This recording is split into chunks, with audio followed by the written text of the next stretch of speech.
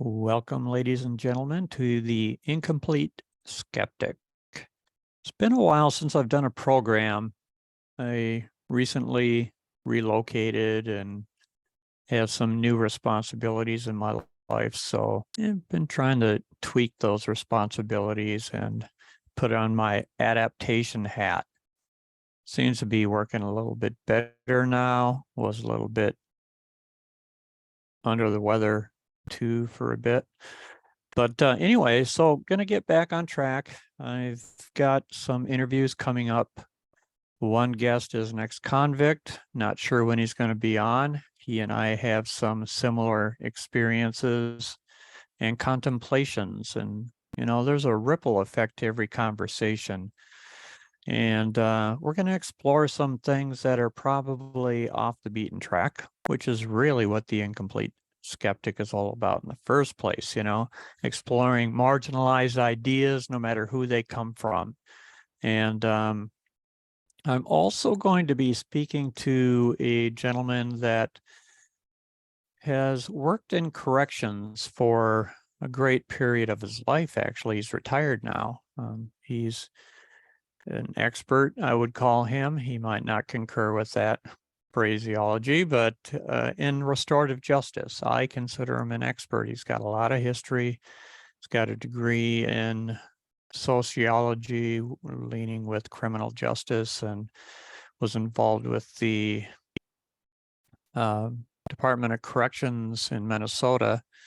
And now he's part of an organization that I applied to and was accepted in as well, the Full Circle Advisory Board.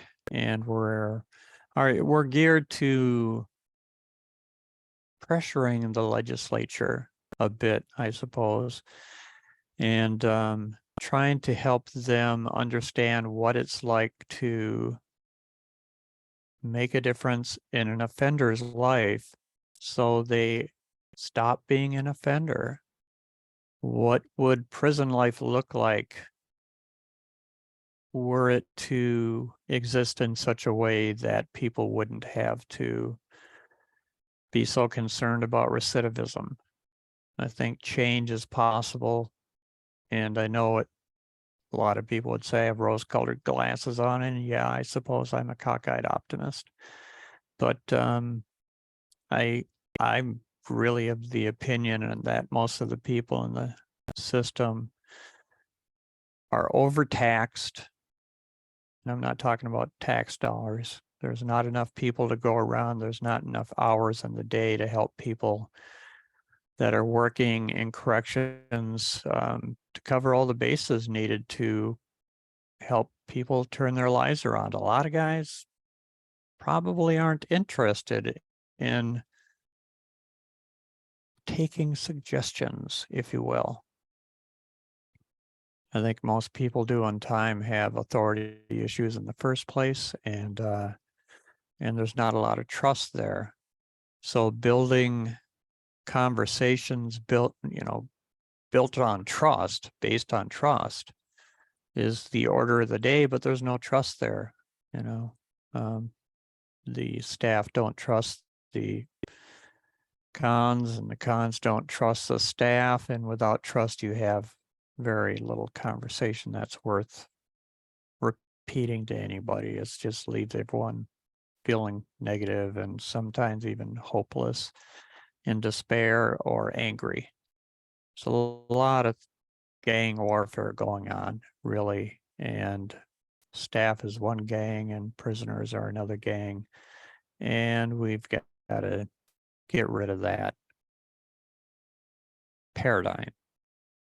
The only way to do it is trust, build relationships, make connections, and someone's got to be the more loving one. And love doesn't have to be the L word. It doesn't have to be, you know, giving people hugs in the middle of the prison yard or something, which is, you know, some of the excuses people make to not show their compassion to people is that it's kind of like the ad hominem arguments, and they characterize love as being the stereotypical scarecrow. And so we've got a lot of work to do. That's what the Full Circle Advisory Group is about. It's mostly ex-cons. The individual I will be interviewing on August 2nd, Paul Mickelson, he's the restorative justice guy I was talking to you about earlier. And I've got another woman that I'll be interviewing for the Incomplete Skeptic but Sober Wise Guy series. She's in long-term recovery in the Friends of Lois W. program. I met her in one of my Friends of Lois meetings, and I joined that organization in May of 91. And I don't really know what year I met her, but probably in the early 2000s. I could probably go back and try to figure it out, but she's been around a while. And I think it would be great to talk to her about how to take care of oneself, whether or not the alcoholic is drinking, and focusing on one's own recovery rather than only the wellness of other people or their absence thereof. So I look forward to that. I look forward to all my interviews, but thought I'd give you a heads up on a couple of the things that I've got in the works. And if anyone out there is willing to be a guest on the Incomplete Skeptic and you have some ideas that are not well explored, maybe they're not well accepted, let me know. Give me a holler. Put something in the comment section that I'm going to put this on YouTube, so, and a couple other places. So feel free to get a hold of me, see if we can put you up on an interview, whether you're in recovery, long-term recovery for Sober Wise Guy, generally people that have been around 30 years or more. I do make exceptions sometimes, but there's so many people that are doing really wonderful work with people that are sober, 1, 2, 3, 4, 5 years or so. And I applaud and I admire the work they're doing. But I thought, I want to do something that focuses on the old timers. The new people and the old timers together as a collective are extremely important. I kind of feel like the newcomers are the lifeblood of the program, and old timers are well, I guess I'm going to call them the skeleton of the body of recovery. And my perspective is that God is the life force or the blood of recovery. And so, yeah, that's what I got coming up.